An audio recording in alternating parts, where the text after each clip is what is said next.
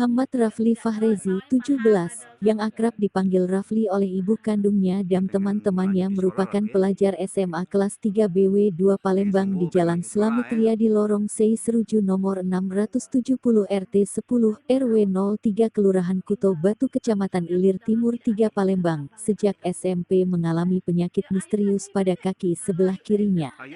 Akibat penyakit ini, Rafli harus bolak-balik diantar ibunya ke sekolah, tetap saat ini menjalankan aktivitasnya sehari-hari dan sekolah di atas ranjang seukuran 1 kali 1,8 meter di rumah keluarga besarnya.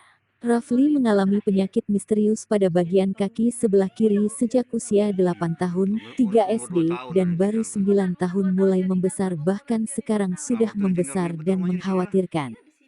Rafli sejak usia 8 tahun sudah mengalami sakit pada kaki kirinya dan hingga sekarang, kata ibu Rafli yaitu Yusdiana, saat ditemui di kediamannya. Yusdiana menjelaskan awalnya sakit kaki anak semata wayangnya ini tidak diketahui dan tidak ada penyebab pastinya hingga sekarang.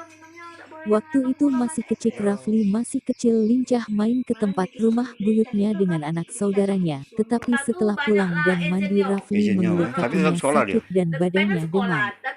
Nah saya pikir demam biasa saja, katanya.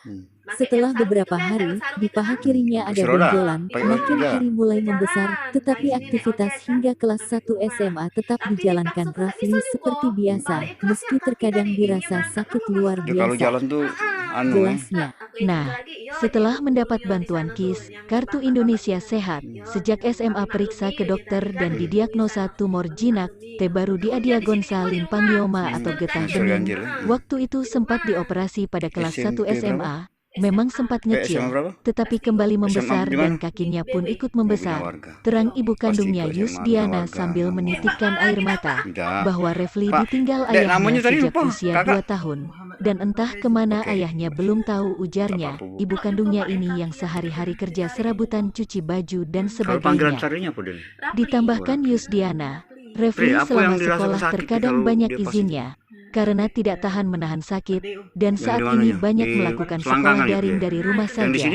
Sekarang cuma belajar dari rumah saja, dan pihak sekolah pun mengerti karena memang kondisinya sakit.